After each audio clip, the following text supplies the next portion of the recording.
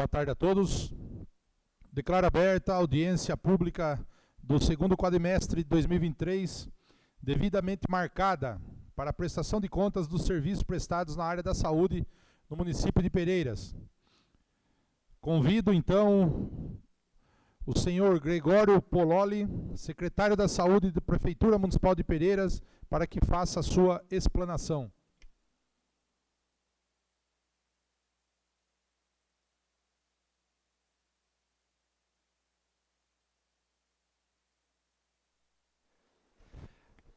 Boa tarde a todos, boa tarde, Neto, boa tarde, Simone. Dando início à prestação de contas, então, é referente ao segundo quadrimestre de 2023, os meses de maio, junho, julho e agosto. Então, o orçamento para 2023 foi de R$ 11.666.807. O orçamento para maio, e foram empenhados R$ 1.162.747 e pagos R$ 945.235. Secretário, só uma pergunta. Esses dados que o senhor vai apresentar, depois vai ser possível deixar uma cópia dos vereadores? Sim, eu deixo uma Beleza. cópia. As despesas para junho ficaram de R$ 661.719. O mês de junho foram empenhados R$ 1.137.915 e pagos R$ 1.149.662, ficando uma despesa para julho de R$ 649.972. O mês de julho foram empenhados R$ 1.214.118 e pagos R$ 1.280.511, ficando uma despesa para agosto de R$ 580.060. E para agosto foram empenhados R$ 1.016.645 e foram pagos R$ 1.166.374, ficando uma despesa para setembro de R$ 430.322. Então, como é de praxe, Neto, a gente vai falar um pouco sobre os dados da saúde no geral, tanto da atenção básica quanto da média complexidade, que seria o pronto atendimento nosso. Então, vou passar os dados mais relevantes, porque tem bastante...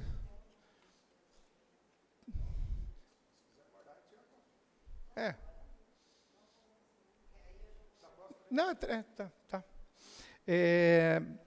Sobre o pronto atendimento, vamos falar da parte de enfermagem e de atendimento médico. Nesses 4 últimos meses, foram feitos 9.244 consultas no pronto atendimento de Pereiras,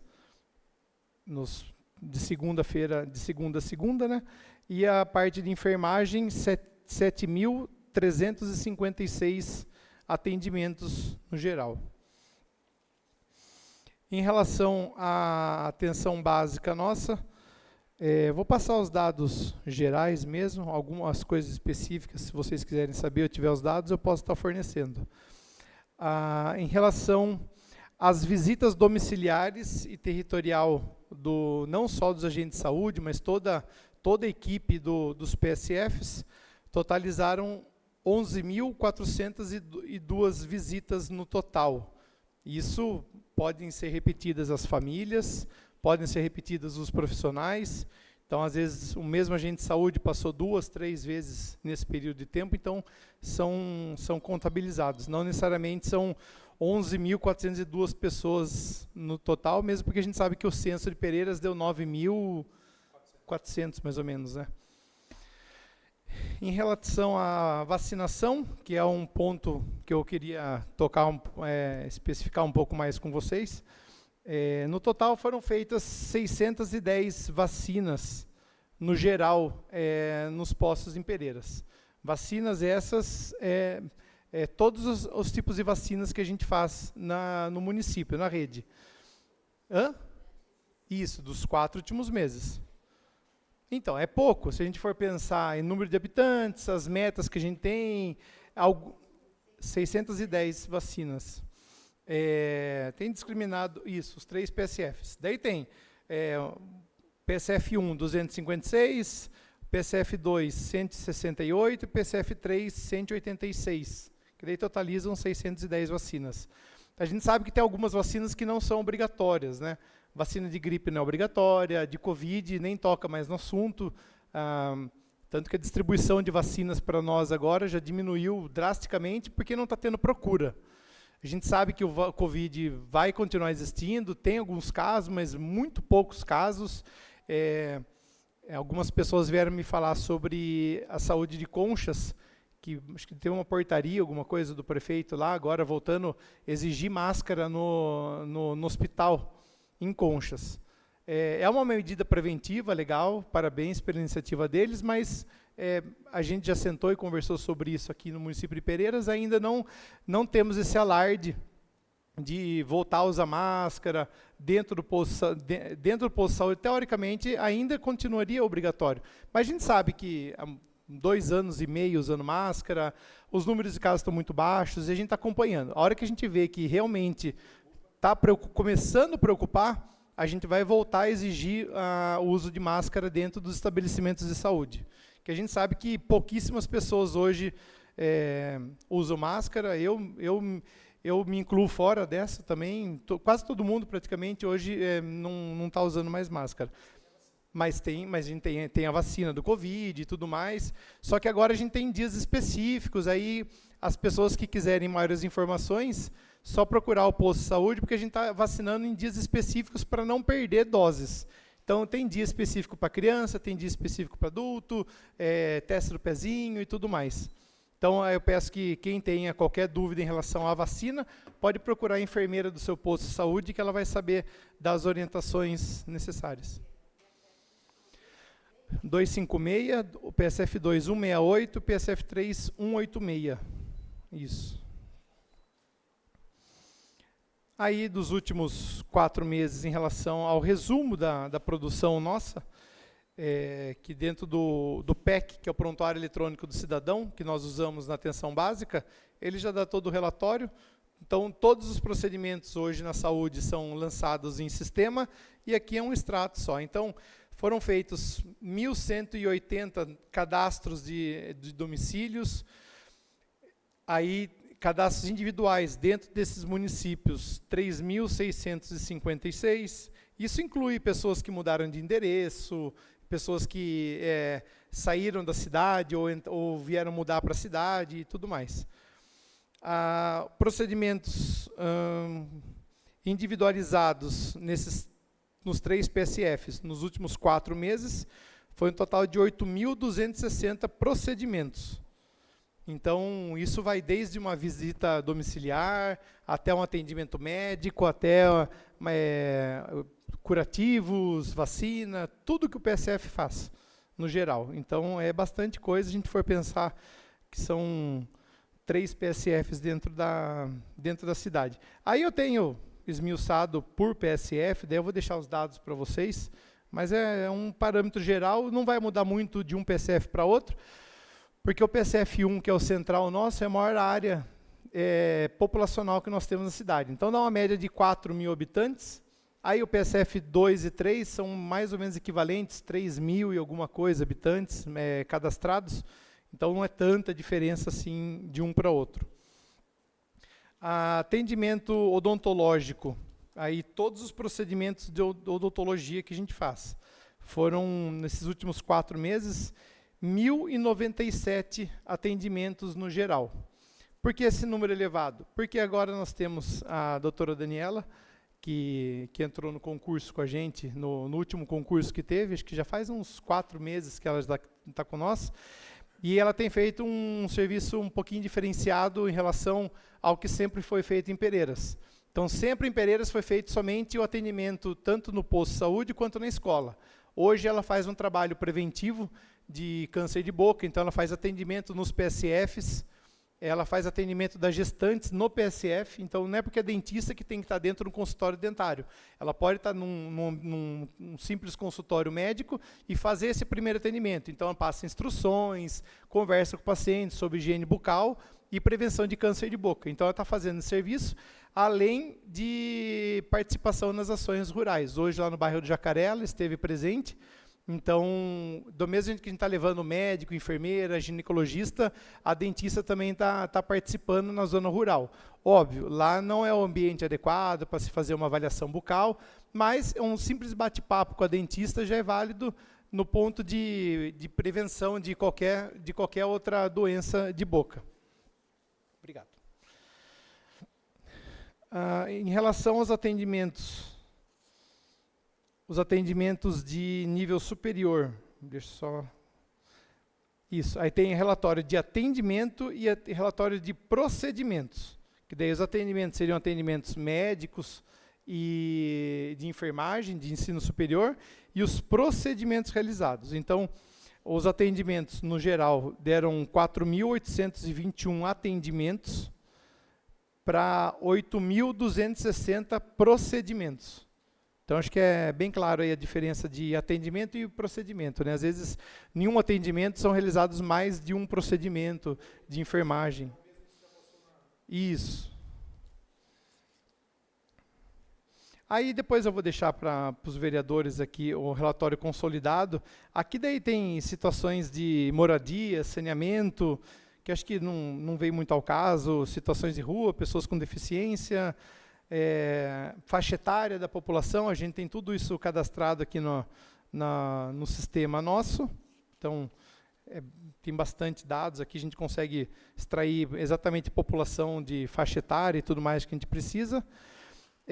Eu busquei na farmácia alguns dados para passar para vocês. A gente puxou um extrato, esse aqui de outro sistema que a gente usa, da farmácia mesmo, e tem alguns números bem interessantes aqui.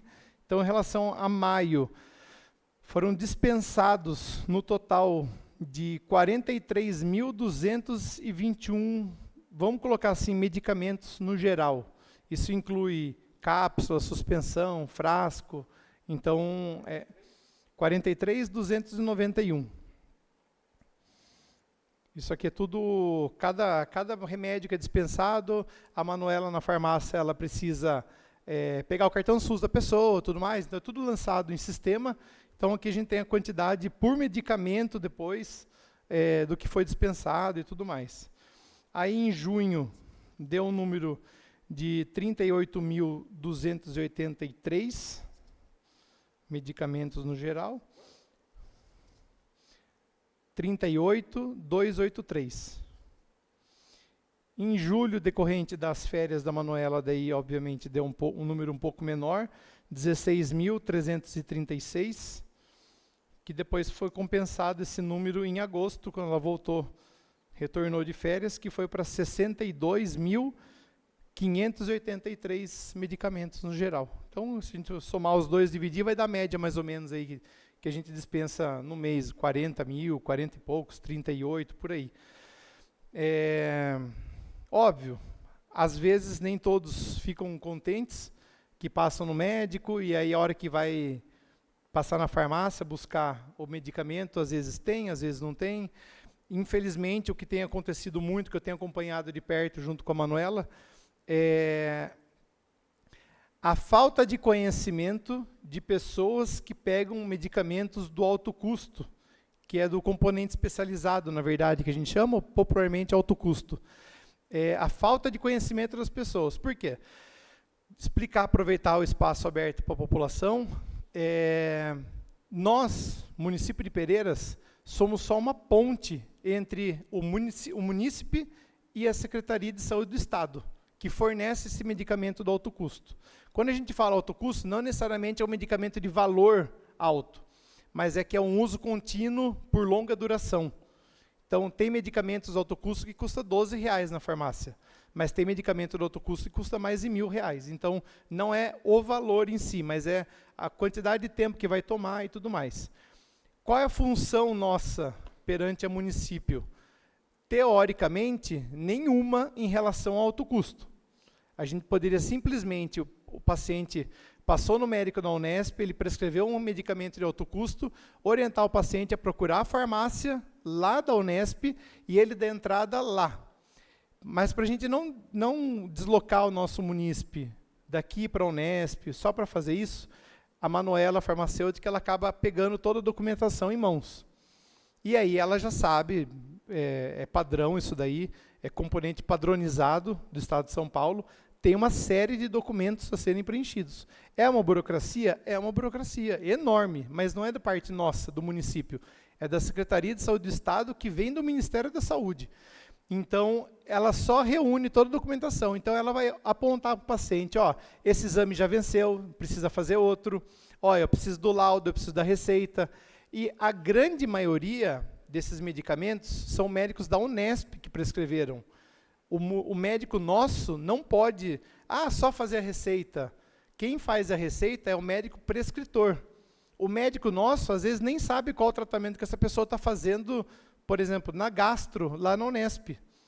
Então, ele não pode fazer essa receita, porque a hora que essa documentação vai para o alto custo, lá em Botucatu, se tiver com uma letra preenchida diferente, uma cor de caneta, ele volta negado. E eu queria deixar claro para a população que não é culpa nossa, nem da farmacêutica, nem do secretário, nem dos vereadores, nem do executivo, a negativa disso. Quem nega é o Estado. Então, o que eu tenho deparado nos últimos tempos é uma inconformação coletiva dessas pessoas que recebem a negativa. E aí eles vão reclamar para mim, reclamam para vocês, vereadores, reclamam para o prefeito, para o vice-prefeito, reclamam em rede social, mas a culpa não é nossa, porque negou. A gente só faz a orientação. Então, muitas vezes, eu me reuni com toda a equipe do PSF e com o executivo para ver até que ponto vale a pena a gente continuar fazendo esse favor para os munícipes. Porque, assim, vamos supor que tem 400 pessoas que pegam o medicamento. De 390, dá certo. De 10 não dá, mas esses 10 fazem um inferno na vida de todas as pessoas. Português claro falando. E aí a gente questiona até que ponto vale a pena, Neto. Porque é muito desgastante para a gente. De apontarem o dedo para a farmacêutica, para mim, para o vice-prefeito, falando que a gente está roubando, que a gente não quer dar, quando a culpa não é nossa. Às vezes o paciente pega uma receita lá na Unesp, que o médico da Unesp errou, colocou a data errada, o nome da pessoa errado, a culpa não é nossa. Mas eles querem que a gente resolva isso. E é uma coisa que não depende da gente. É a mesma coisa de jogar uma responsabilidade para vocês, vereadores do Executivo, por uma coisa que o Supremo fez. Vocês não têm nada a ver com isso. E aí a gente acaba sendo, às vezes, pontualmente, por alguns pacientes, humilhados publicamente. Porque a pessoa sai xingando, posta em rede social, mas ela não vai saber da verdade. Então, é bom esse espaço para a gente deixar claro para as pessoas que a gente está lá para ajudar. Tudo que for necessário para a gente ajudar as pessoas, a gente vai ajudar. A gente orienta, a gente passa todo o passo a passo de como é feito. A partir do momento que essa pessoa começar a dar trabalho para a gente e ter esses contratempos, a gente simplesmente vai orientar essa pessoa a procurar a Unesp diretamente e a gente vai se eximir de qualquer responsabilidade sobre o procedimento errado que outro serviço tenha feito. Então, é bom deixar claro esse espaço para vocês. Infelizmente, como de praxe, os vereadores não participam da prestação de contas, e aí, às vezes, o vereador que não está aqui presente vai lá me questionar alguma coisa que eu falei na prestação de contas. Então, aos vereadores que não estão presentes hoje, que tenham oportunidade de ver o vídeo completo depois, para não ir perguntar coisas pontualmente, coisas que são faladas aqui na prestação de contas. Então, acho que isso é um dado, uma informação importante, que toda vez que eu venho aqui, a gente fala, a gente explica para a população, mas tem uma meia dúzia que insiste em querer bater de frente, brigar e apontar o dedo para nós, e a gente não está lá para atrapalhar a vida de nenhum munícipe. Todo mundo acorda cedo, toma banho, se troca, vai lá trabalhar às 7 horas da manhã, 8 horas, à noite, vai se expor lá publicamente. E não é à toa, né? Ninguém está lá porque não gosta. Todo mundo que vai lá, se você não gosta, é só pedir a conta e procurar um trabalho que você goste. Então, todo mundo que está lá, eu garanto que está lá para ajudar. E a gente está... Esse é o que eu bato na tecla com toda a equipe sempre, para prestar bem o serviço, para acolher a pessoa, escutar, saber qual é a demanda, o que dá para a gente ajuda. Algumas coisas a gente consegue ajudar rápido, outras demoram um pouco. um pai veio me procurar semana passada, todo feliz, que depois de 6 meses a gente conseguiu o que a gente estava tentando com a Unesp lá de Botucatu, que era aparelho auditivo e tudo mais, e ele veio todo feliz para mim semana passada agradecer que mesmo que tenha demorado, conseguiu. Mesmo que tenha demorado, a gente conseguiu. Então, assim, alguns processos a gente consegue, outros é muito mais demorado, mas às vezes a gente consegue. Então, esse foi um caso, demorou uns 6 meses, até mais, se eu não me engano, mas o final foi... Não lembro o nome do centrinho, lá em Bauru. O Cerdac, lá em Bauru. Então, conseguimos, depois de muito custo e tudo mais.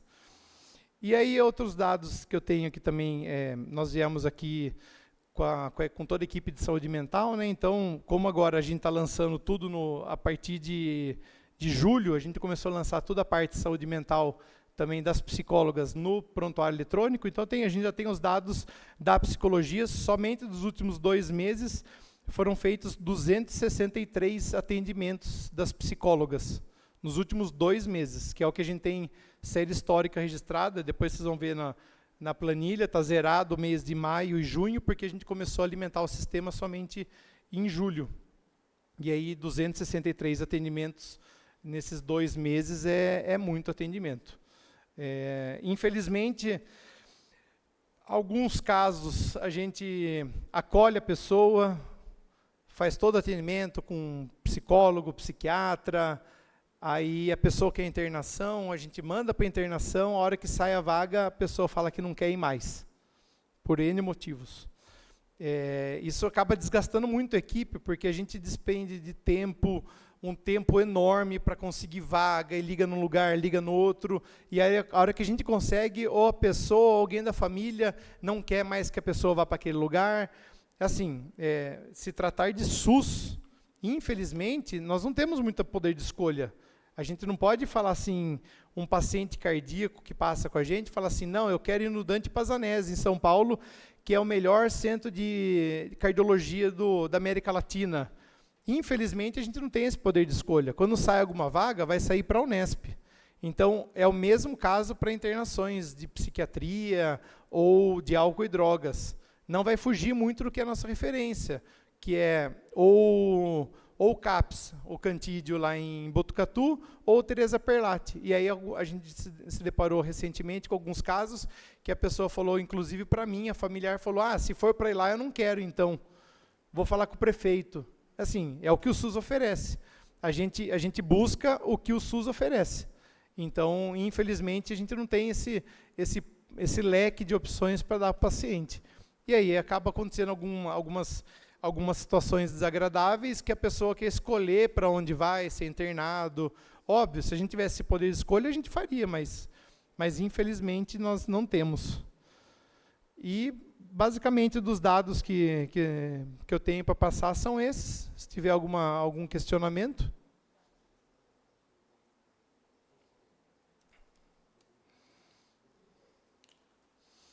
Basicamente isso, né? Se tiver algum questionamento sobre os números apresentados. Vereadora Simone.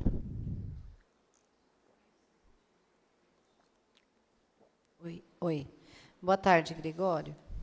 Você passou psicologia, você passou psiquiatria, não? Psiquiatra? Não, a psiquiatra ela ainda não está. Como psiquiatria é um procedimento de alta complexidade, e o PEC, que é o Prontuário Eletrônico do Cidadão, no momento ele só aceita atenção básica, então a gente não consegue lançar procedimentos da psiquiatra. Eu tenho esses dados, mas a gente tem que pesquisar na mão, contar um por um, porque é tudo na mão que é feito os prontuários. Mas a doutora Richelli, toda vez que ela está no município, é garantido que é entre 18 atendimentos para mais no dia.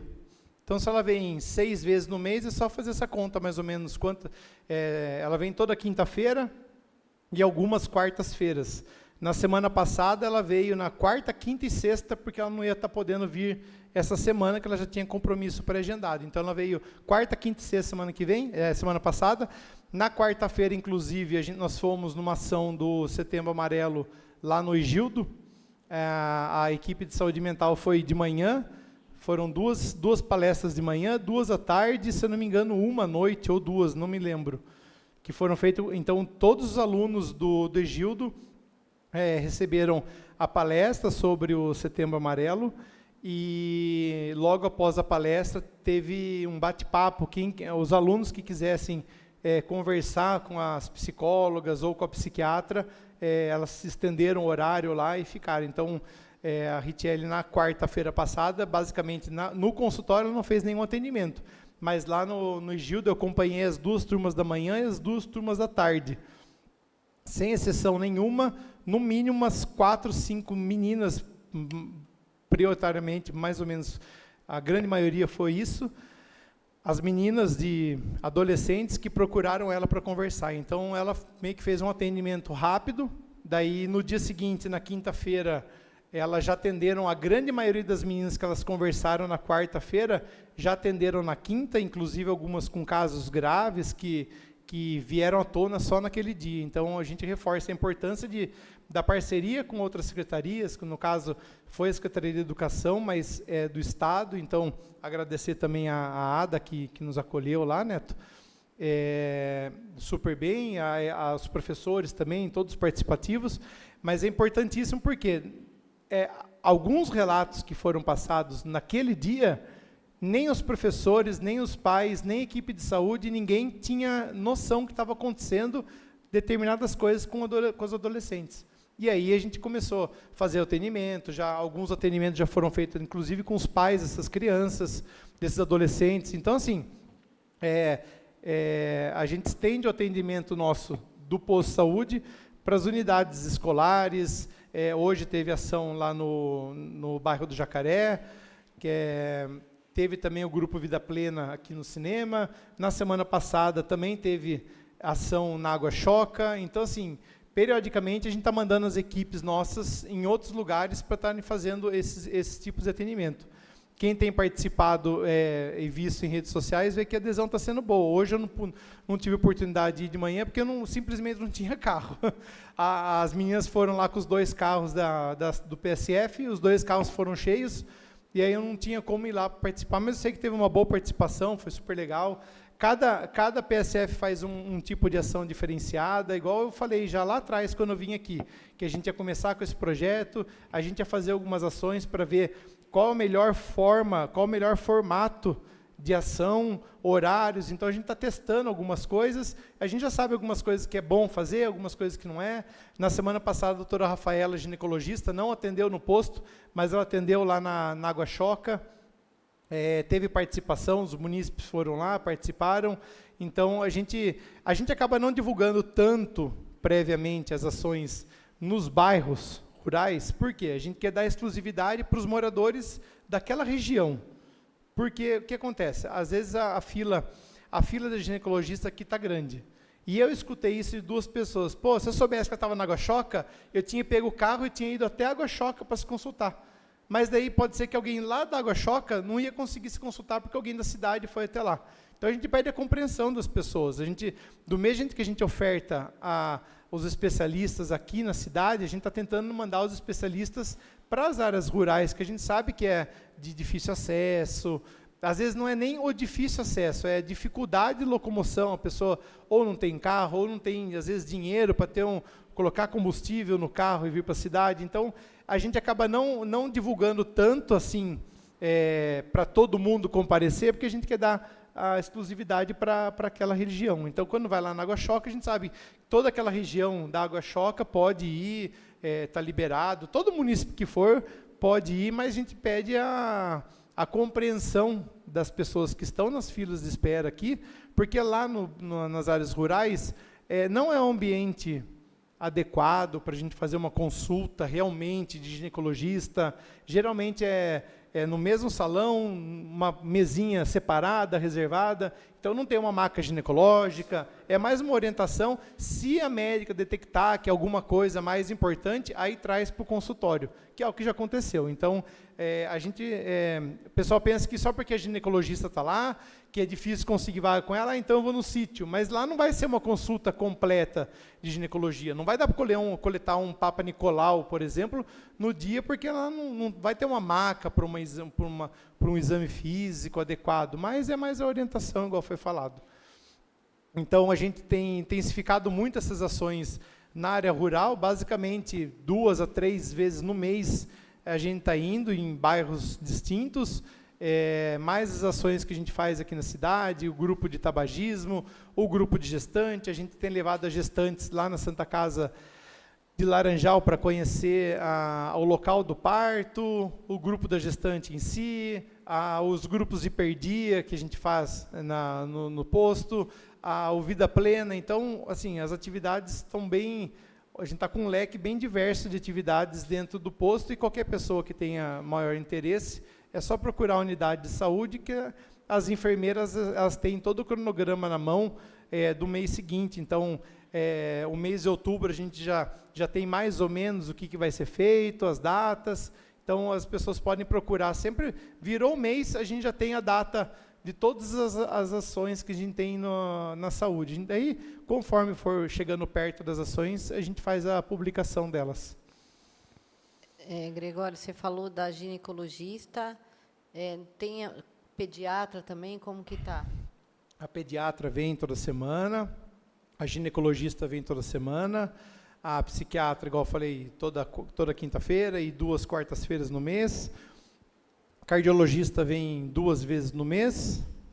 Ainda não estamos com oftalmo por causa do equipamento. É isso que já está em processo licitatório. A gente tá agora não depende mais da minha secretaria. Então já está em processo licitatório.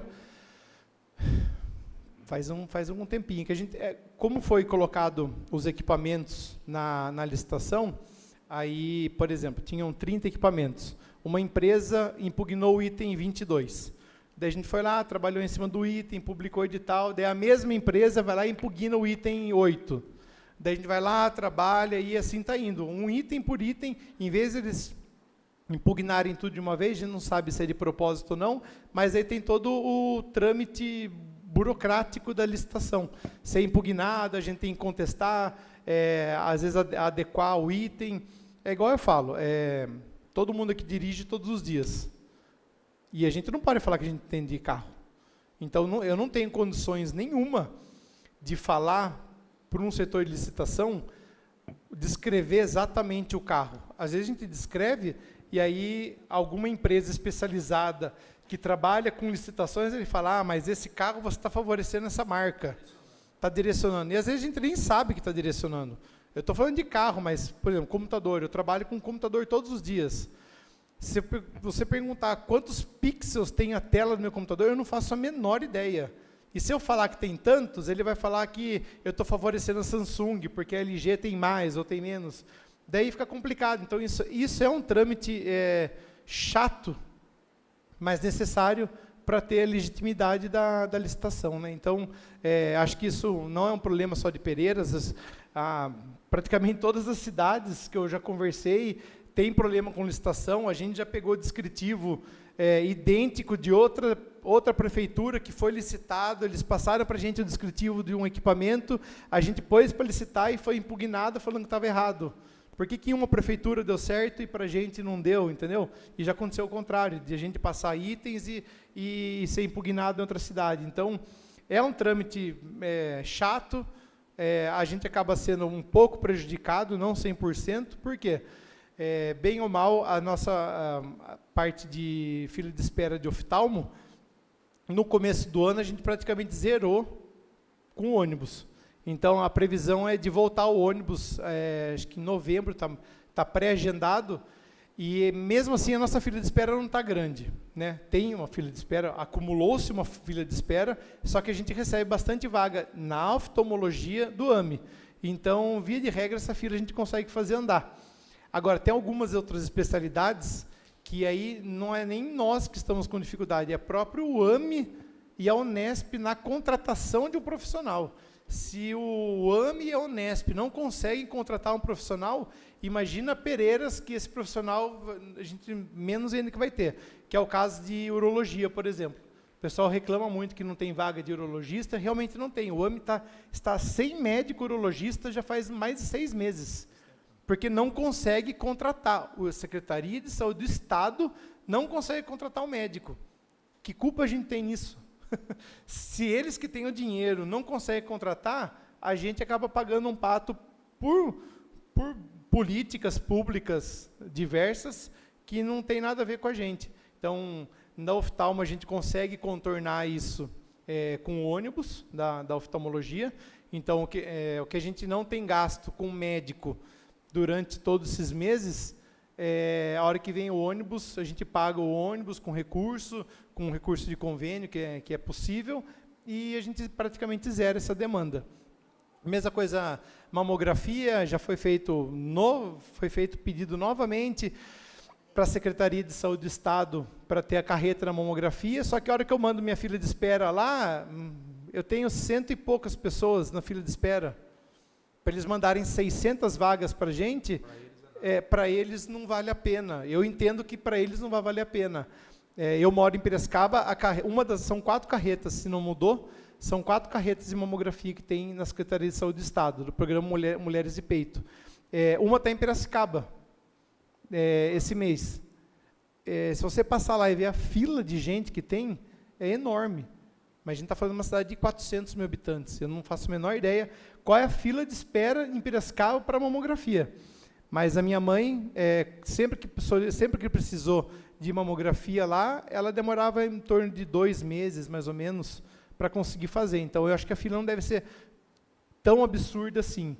Eu até comentei em casa com a minha esposa, que quando a gente viu que a carreta estaria lá, eu falei, não é justo isso, na minha opinião, como o Gregório Poloni, não como secretário. Na minha opinião, não é justo a carreta ir para Piracicaba, porque lá eles têm mamógrafo dentro da cidade, eles têm condições de ter dentro da cidade. Na minha opinião, a carreta de mamografia deveria ir para municípios pequenos, que não têm a possibilidade, recurso e viabilidade de ter um mamógrafo na cidade, que é o caso de Pereiras.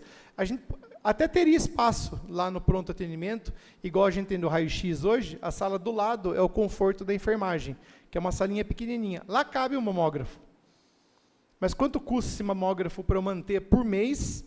Quantas mamografias eu vou fazer por mês? Vai pagar o aluguel dessa máquina ou a aquisição dessa máquina? Não vale a pena. Então, a gente depende de contratação de serviço externo ou pagar. Laranjal Paulista faz 50 exames de mamografia toda terça-feira. Não sei se mudou, mas era assim, que a secretária Marlene me contou de lá de Laranjal. Eles tinham uma vez por semana 50 exames, mas eles pagam esse exame. É um valor bem mais barato, mas é pago. Então, Laranjal Paulista, qual é a demanda? Então, toda terça-feira você vai ver muitas mulheres lá. Então, para a gente acaba não valendo a pena. Então, acaba formando uma filinha de espera, mas essa fila anda, graças a Deus. O AME manda bastante vaga para a gente de oftalmo, de mamografia, manda até de raio-x, só que o raio-x eu já estou abrindo mão. Eu não vou mandar um paciente nosso lá no AME para tirar raio-x, sendo que a gente tem aqui. Então, eu já, via DRS, eu já abri mão de todas as vagas de raio-x, tanto da Unesp quanto do AME, porque eu não preciso mais, graças a Deus. A gente tem nosso serviço aqui, funcionando muito bem, então eu abri mão das vagas que a gente tinha para outros municípios que necessitam. Então, assim, são articulações políticas, essa parte que eu falei da carreta, fica para vocês também, quando estão frequentemente em contato com os deputados, aí eu peço colaboração dos vereadores, para reforçar isso para os deputados. Tem alguns programas que as cidades maiores têm mais viabilidade de fazer. O poder aquisitivo é proporcional de acordo com a cidade. Pereiras teve orçamento de 11.666.000 no ano. O orçamento de Piracicaba na saúde deve ser 20 milhões por mês. Né? Então, é proporcional ao número de habitantes. O repasse é tudo proporcional. Então, vocês, vereadores, deveriam conversar com os deputados que vocês trabalham para brigar mais pontualmente nesses programas que tem da saúde. Estou falando da saúde porque das outras secretarias eu não faço a menor ideia dos programas que tenham, mas da saúde tem muita coisa que municípios pequenos deveriam ter prioridade em relação à Secretaria de Saúde do Estado, e essa é a briga nossa que a gente tem nas reuniões mensais que a gente tem com os secretários, junto com o Departamento Regional de Saúde de Bauru, junto com a Secretaria de Saúde do Estado. Nós, municípios pequenos, que eu falo, menos de 10 mil habitantes, que dentro do Polo Cuesta, acho que são 11 municípios, com menos de 10, não, 11 não, 8 municípios com menos de 10 mil habitantes. Tem Pereiras, Porangaba, Torre de Pedra, Aembi, tudo cidade pequena que requer um olhar diferenciado da Secretaria de Saúde do Estado para nós, porque a gente não tem bala na agulha, que fala, né? Infelizmente. Só encerrando, Gregório, eu não sei, talvez não tenha nada a ver com o assunto de hoje, né? Mas se você quiser responder ou não, eu queria saber, assim, o que você, como secretário, poderia estar orientando, no caso, vamos supor, da parte da segurança dos seus funcionários lá da saúde, porque você sabe que tiveram vários episódios referentes a isso. Eu não sei se você quer responder ou não quer, mas o que a gente poderia fazer para ajudar, não só você, os vereadores também, sobre esses riscos que eles estão correndo lá, tanto na parte da manhã, como não é só à noite, não.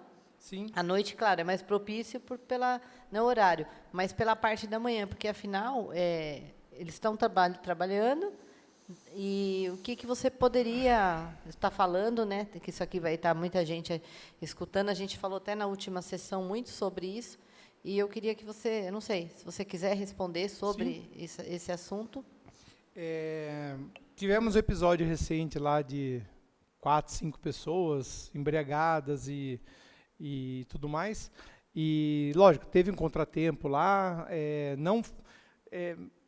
Alguns vídeos vazaram na internet, eu recebi alguns, e aí a gente vê que só está vendo um lado da história, parece que a gente está sendo omisso no atendimento, mas no próprio vídeo que eu recebi, que eu também recebi esse vídeo, não fala que tinha uma pessoa na sala de emergência, que as pessoas embriagadas queriam entrar na sala de emergência e não pode, mas não querem respeitar. Aí não adianta a pessoa se jogar no chão querendo uma ambulância, que foi falado, né? Quero uma ambulância, do lado da ambulância, né? Então a gente vê inconsistências naquele vídeo especificamente de coisas que aconteceram que vexatório para as pessoas que estavam lá, não para os funcionários. E aí essas pessoas foram lá e acabaram, foi chamada a polícia foi até o local, até o policial foi agredido. Aí a hora que me falaram, eu tenho as câmeras de segurança no meu celular, a hora que me falaram o que estava acontecendo, na hora eu já comecei a ver, e eu vi tudo full time pela câmera de segurança, o cara dando uma gravata no policial, caíram no chão, rolaram. Essas imagens ninguém viu, né? Essas imagens ninguém viu, porque a pessoa que estava filmando não quis passar, mas eu tenho, das câmeras de segurança do posto. Eu comentei isso aí na sessão, porque tinham falado realmente, que chegaram avisos e fatos até com a polícia, né? Então, até que a vereadora Verônica comentou a respeito de um segurança armado. Eu, como já trabalhei na área de segurança, eu não vejo com bons olhos, sinceramente. Tá? Eu acho que é preocupante. Se for para cima até da polícia, né? Então se torna perigoso. Não que eu sou, assim, se é contra, eu acho que poderia ter outras maneiras, entendeu? De tentar zelar por uma maior segurança dos funcionários. Sim. Não com um segurança armado lá dentro. Isso eu não, acho que não. Algumas coisas já foi conversado com a equipe, até antes disso acontecer, por mensagem. Tem um grupo com o pessoal do plantão, de todos os plantões, a parte da direção da saúde, e até comentei algumas coisas pontuais que alguns funcionários até não gostaram muito, mas eu não sou de impor regras, de falar eu quero que faça desse jeito e tudo mais. Cada um vai trabalhar do jeito que você quer no seu plantão. Eu estou falando especificamente do plantão, mas isso é na saúde geral. Todo mundo que trabalha na saúde sabe o quanto de liberdade eu dou para a pessoa trabalhar do jeito que ela acha que seria o melhor. Às vezes, eu, Gregório, a minha opinião pode até ser diferente do que aquela pessoa está falando, mas eu, como secretário, respeito o modo operandi daquela pessoa. Então, tem um determinado plantão, eles apagam as luzes do posto. Eu, Gregório, acho que se apagar todas as luzes do posto, você está facilitando para uma pessoa entrar sem as outras verem e tudo mais. Então, aí a partir do momento que eu me senti muito incomodado com isso, porque munícipes reclamaram que foram no plantão de noite e a luz estava apagada, e aí eu fui ver na câmera, fica uma situação chata. Aí eu falei que não queria mais que as luzes foram apagadas, é para manter tudo aceso. Tem esse problema com segurança? Tem. Se a gente for parar para pensar, lógico, eu não sou contra, eu sou completamente a favor. Eu queria ter um guarda municipal em cada estabelecimento de saúde? Lógico que eu queria. Mas do mesmo jeito que nós estamos expostos lá no posto, agora, nesse exato momento, a gente também está exposto aqui na Câmara. Alguém pode entrar que é contra a política e querer fazer qualquer coisa. E se a gente parar para pensar na prefeitura também, e todo local público, basicamente, se tratar de serviço público, está exposto a isso. Teve no começo do ano aquele movimento nas escolas, né, que tiveram alguns ataques em São Paulo, Rio de Janeiro, e aí teve uma comoção enorme no Brasil inteiro, todas as escolas contrataram policial. O policial está ainda hoje em todas as escolas? Não está. Então, assim, é uma coisa de momento. Então, se a gente pensar pontualmente algumas coisas de momento, por exemplo, quando teve a Festa do Frango, nós sabíamos que ia ter um aumento de pessoas na cidade, pessoas de fora, nós prevíamos que ia ter um aumento excessivo de bebidas alcoólicas, de entorpecentes. O que nós fizemos? Aumentamos a equipe nossa do posto de saúde para, caso aumentasse muito o número de embriagados, de pessoas com drogas, nós dessemos conta.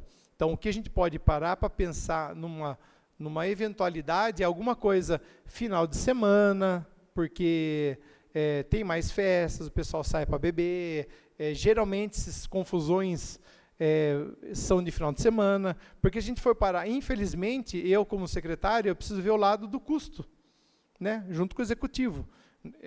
Óbvio que eu queria todos os dias, mas quanto custa uma pessoa lá todos os dias? Eu lembro, Neto, que em 2018, acho que você e o Tu estavam encabeçando a parte lá da Guarda Municipal, né? Eu não lembro... Eu, Tu e o Hélio Gomes. Eu não lembro qual foi o desfecho na época, ou se Pereiras poderia ter guarda municipal ou não. Enfim, não vem ao caso. Mas eu sei que, por exemplo, na cidade que eu morava, lá em Buri, tinha um hospital, e o guarda municipal, a hora que dava 8 horas da noite, ele ia embora. Das 8 da noite até 7 horas da manhã no outro dia, não tinha guarda. E lá tinha guarda municipal, armada, tinha um tempo que eles estavam com um cachorro também, lindo. Só que à noite, a hora que mais precisava, também não tinha. Não é porque o município faz que a gente não tem que fazer, ou tem que fazer igual. Mas são só exemplos. A gente teria que fazer um levantamento de custos. Quanto custaria para o município a mais? Aí a gente entra assim, é possível, o município vai ter esse dinheiro? Mas uma vida não tem preço. Concordo em gênero, número e grau. Mas até que ponto é viável isso economicamente? É a mesma coisa que sempre falaram aqui, por que não tem 2 médicos atendendo? Então, um médico todos os dias da semana, 24 horas por dia, né, equipe médica, custa para a gente R$90 mil, 92 mil, alguma coisa assim, você não lembra exatamente. Vamos por 2? Vamos, é 180 mil. Tem dinheiro? Mas segurança não custa tudo isso.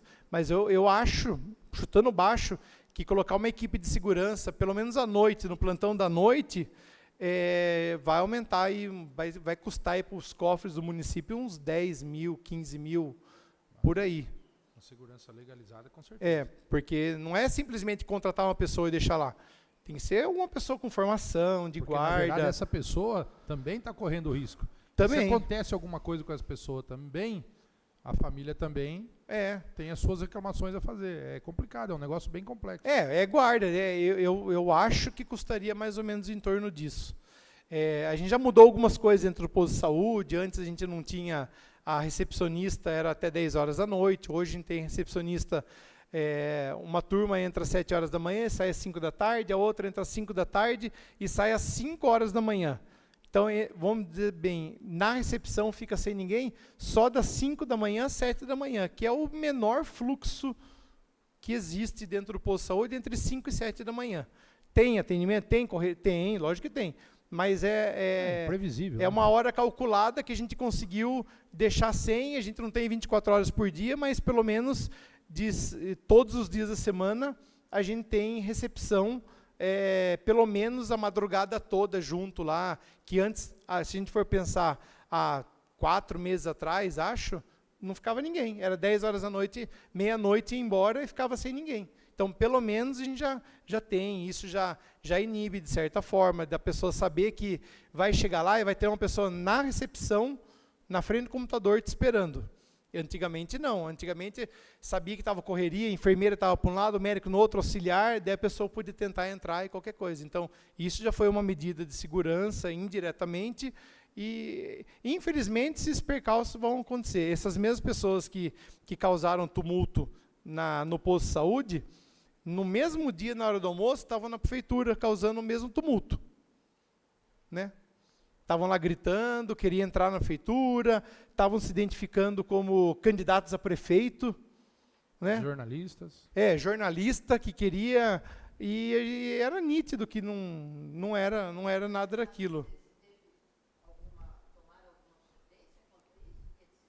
A polícia tomou as providências, tudo, só que daí... Eu acho que em termos de funcionário ela quer saber, não é isso? Foi feito o boletim de ocorrência, alguma coisa? Então, aí para fazer o boletim de ocorrência, eu conversei com o sargento Rafael no dia seguinte, ele foi até o posto de manhã, a gente conversou sobre a ocorrência, daí que ele me falou que o correto não, que é o que tem que se fazer, é alguém que estava presente, teria que se deslocar até Botucatu, para fazer o boletim de ocorrência lá, para ser alguma coisa em flagrante, para levar eles lá para Botucatu também. Só que daí a equipe, na hora, entrou no consenso que era melhor não, que era nítido que as pessoas estavam alcoolizadas, então era alguma coisa de momento. Se fosse alguma coisa que era recorrente, que é perseguição, aí com certeza iriam fazer o boletim de ocorrência para dar seguimento. Agora, a pessoa que bebeu um pouco a mais no dia lá, né, infelizmente acaba acontecendo. Bebeu muito a mais e além do que, estava fazendo baderna, vandalismo, né? Sim. Porque deixar passar, dá sinal que eles podem fazer isso, vão voltar de novo e vão fazer igual estavam na prefeitura. Por que estavam causando aqui, então? Porque não teve nenhuma providência séria tomada, né? Não, na prefeitura eles estavam gritando na rua, mesmo que uma pessoa pode passar aí na frente e começar a gritar e tudo mais, o Neto, como presidente da Câmara, acho que não iria fazer um boletim, a não ser que tivesse alguma coisa clara e nítida, colocando a vida em risco, ou a integridade física, ou o nome da pessoa e tudo mais, aí vai de cada um. Mas precisa punir, porque baderna não pode. É a mesma coisa de você ter um som alto na sua casa. Tem um certo limite. Né? Fica na frente da prefeitura ali e fica causando. Porque nós somos jornalistas, porque sou candidato. Acaba criando um clima estranho. Mas é igual você mora numa cidade e seu vizinho, você sabe que ele gosta ele é usuário e tudo mais, daí ele faz um churrasco lá vizinho de sua casa com som alto. Eu garanto, eu afirmo que 99% dos vizinhos ficam com medo de fazer um boletim de ocorrência, com medo que possa acontecer realmente alguma coisa depois. Isso é natural do ser humano, é natural. Então, eu não julgo a equipe que está lá na hora, que não quis subir e fazer um boletim de ocorrência. Se a própria equipe que viveu o momento achou então, melhor aí que está. As pessoas reclamam, sim, mas tem a oportunidade de...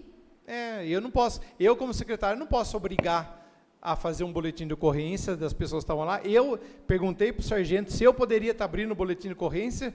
Ele falou que até poderia, mas eu teria que levar testemunha, porque eu não estava lá no dia.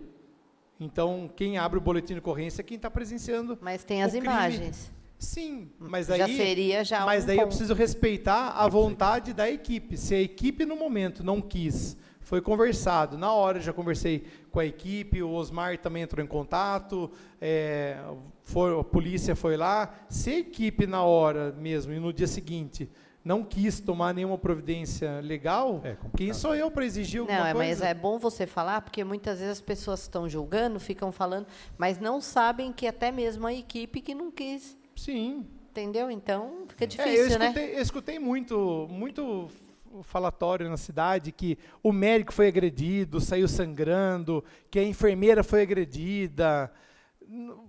Vamos falar agressão? O que é uma agressão? É deferir um soco, uma voadora, um chute, não trombou na pessoa e a pessoa bateu na parede porque estava tentando colocar a pessoa na maca, que foi mais ou menos isso, assim. o comentário Ferimentos foi graves assim que aconteceu, ninguém relatou para mim, pelo menos. E eu tenho tudo na imagem. 90% do que aconteceu, eu tenho na câmera de segurança, não sei quando entrou na sala de emergência. Que é eu que falaram que teve agressão e tudo mais, mas eu conversei com as pessoas que falaram que tinham sido agredidas e não foi tudo isso que foi falado. Você errou? Só também, para finalizar, Neto, o pessoal que pediu lá no posto, para mandar um abraço, que está todo mundo, o Alan, os agentes de saúde, falaram que por causa do sol muito forte hoje, já foram no sítio de manhã, tudo agora eles vão fazer a parte administrativa, só mandar um abraço para todo mundo lá, que eles pediram para aproveitar, porque disse que todo mundo ia acompanhar o que eu ia falar hoje. Lembrando, só não cortando, que já que você está aqui, pôr um ar-condicionado lá para eles, lá que eles estão sofrendo lá, o pessoal lá. Não, isso aí A respeito não sei se é o mesmo ar-condicionado, mas o pessoal da recepção do PSF, conversei com o prefeito ontem, ele garantiu que na primeira semana de outubro está sendo comprado o ar-condicionado. E o ar-condicionado Quando a gente mudou queimado também da sala de onde faz sutura. Não, isso aí já está, o Gilmar já está arrumando. Já só já sei conversei com ele da semana recepção passada. do PSF. O outro está queimado também. Quando a gente mudou para o PSF no ano passado, acho que foi primeira semana de abril do ano passado, antes de a gente mudar, a gente foi ver a viabilidade do ar-condicionado e tudo mais. O vizinho do lado não permitiu que colocasse as máquinas na parede. E aí, para a gente colocar as máquinas no fundo do PSF, o que foi orçado para a gente era um valor completamente astronômico, por causa de cano de cobre e potência quanto mais longe a máquina está do condensador, mais potente tem que ser a máquina. Então, a gente só não colocou ar-condicionado nas salas do outro lado do posto, que é onde tem a sala da coordenação, da auxiliar de enfermagem e os agentes de saúde. A gente só não colocou porque não era permitido usar a parede de fora. Daí a gente tem que usar a parede do fundo. Na farmácia, vocês podem ver que o ar-condicionado da farmácia, das duas salas da farmácia, que são obrigatórios ter, foi puxado para frente, que está próximo. Agora, lá, o orçamento que a gente fez na época lá ia ficar completamente inviável. Então, esse foi o maior motivo, mas nada impeça que a gente consiga futuramente conversar com o vizinho lá para liberar, colocar os aparelhos na e tudo recepção, mais. As meninas estão sofrendo muito, porque aquele vidro que tem não permite o ar passar ali, né? Então, até mesmo tem um ventilador lá emprestado, mas não adianta. Então, é bom pôr um ar condicionado. Viu, pessoal? O Gregório está falando aqui que vai pôr o ar condicionado lá. Na verdade, eu não vou defender o Gregório, mas é o prefeito que, né, Gregório? Eu tenho certeza que você cobrou, você até comentou, mas aí nós cobramos o prefeito, segundo ele, primeira semana de outubro. Vamos ver. Aí, vamos aguardar, vamos então. continuar com cobrando. certeza. Até falando dos agentes de saúde, agradecer, de uma maneira geral, todos, porque falo por mim, como vereador e munícipe, toda vez que a gente precisa, a gente é bem atendido. O Alan, que é um amigo pessoal já de longa data, sempre está passando referente às campanhas, né? E um abraço a todos dos agentes de saúde aí.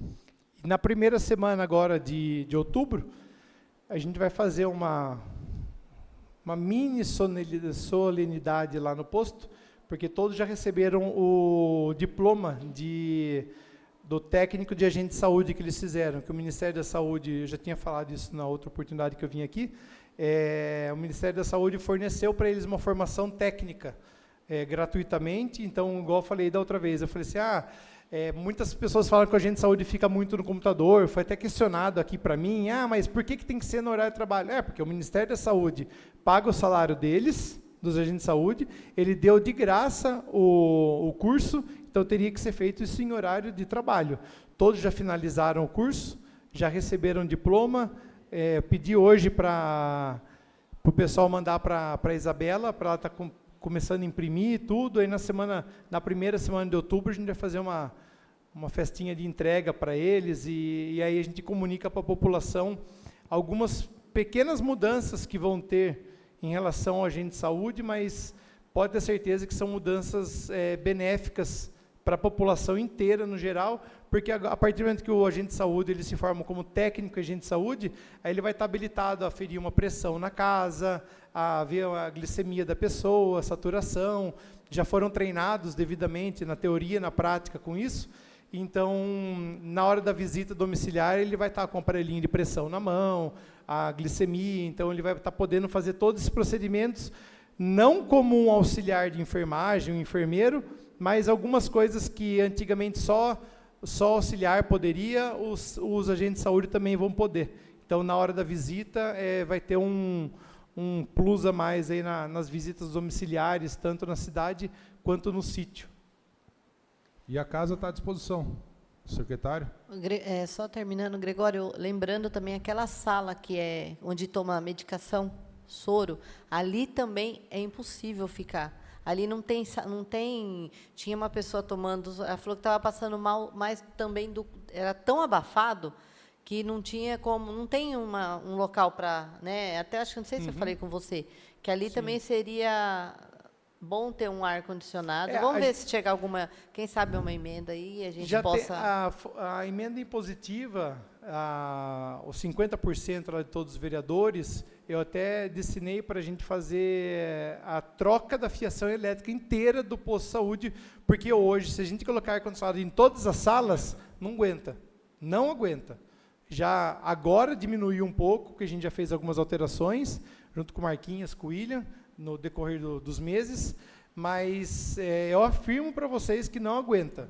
Então, a gente precisa fazer essa troca da fiação. É que esses lugares, a pessoa já está passando mal. Sim. Você está lá tomando soro, de repente dá aquele, agora, né, também, aquele calor, não tem entrada de ar, não pode pôr um ventilador, porque, segundo a gente tinha conversado, por causa da vigilância. É insuportável, porque ali acho que ficam umas 4, 5 pessoas. Imagine hoje, ou essa semana, 5 pessoas tomando soro. Então, a gente tem que pensar nisso, se puder pensar nessa parte aí. A gente pensa nisso e pensa na segurança também, porque já teve princípio de... São coisas que acontecem nos bastidores que ninguém faz ideia, mas já teve princípio de incêndio por sobrecarga, e aí da correria no Marquinhos, principalmente na feitura, que ele tem que largar tudo que ele tem que fazendo, porque estava escutando barulho, um cheiro de queimado, vai ver, era sobrecarga na rede mesmo. É muito antigo. Quando aquele posto é de 70 e alguma coisa, né? O mini hospital acho que é de 87. 80. Então a gente tem 86. 30 anos. A fiação lá. O mini hospital, que é aquela parte lá de cima, se eu não estiver enganado, foi o seu Márcio, quando o prefeito que foi feito depois, né? Então, a fiação lá é muito antiga. Então, por isso que eu peguei e destinei esse 50% dá 144 mil, se não me engano, né? Alguma coisa assim, para fazer essa reforma. Muitas pessoas do meio político e fora vieram me criticar por isso, que eu devia usar esse dinheiro para comprar coisas e tudo mais, mas acho que um bom gestor não é aquele que só compra, ele tem que pensar na estrutura, tem que pensar em tudo para aguentar. Não adianta ter equipamentos modernos se não tem uma fiação elétrica que aguenta. Então é uma coisa que é um dinheiro que a gente não queria gastar, mas é um gasto necessário, é preventivo. Sim, não, isso aí tem algumas emendas que vão ser licitadas, tudo mais, que tem aparelhos de ar-condicionado, tem uma que era da Verônica, lá da CDHU, lá eu lembro que era do Danilo Balas, acho que era, tem aparelhos de ar-condicionado lá, para destinar lá para a CDHU também, que a sala da enfermagem lá também não tem, a própria sala da enfermeira não tem ar-condicionado, então... a gente, aos poucos, vai caminhando, vai melhorando, vai deixando a estrutura mais adequada. É o que eu falava lá em 2018. Eu sempre falei, não adianta nada eu cobrar o funcionário se eu não der uma estrutura para ele. E aí, quem está lá no dia a dia, hoje vê como que a estrutura nossa mudou da água para o vinho de 5 anos para cá. Não vou botar o mérito, não é mérito meu, de todo mundo. Hoje, cada agente de saúde tem a sua mesa, com a sua gaveta, com a sua chave, com o seu computador, o seu tablet, né? Não tem ar-condicionado? Não tem, mas se a gente pensar como era há 5 anos atrás, que 12 agentes de saúde dividiam 2 computadores, hoje cada agente de saúde tem um computador, tem um tablet à disposição, tem assessoria, tem tudo, a estrutura está melhor, agora recentemente chegaram as cadeiras novas, então é cadeira nova que veio para todo mundo, então aos pouquinhos a gente vai, lógico, a gente queria fazer tudo de uma vez, mas infelizmente não dá, então aos pouquinhos a gente vai escutando as ideias de vocês, dos próprios funcionários, para ver o que dá para melhorar. Bom, acredito que respondido todos os questionamentos, vamos dizer assim. Assim sendo, agradeço a presença de todos, né, da vereadora Simone, do secretário Gregório. E nada mais havendo, está encerrada a audiência. Obrigado a todos.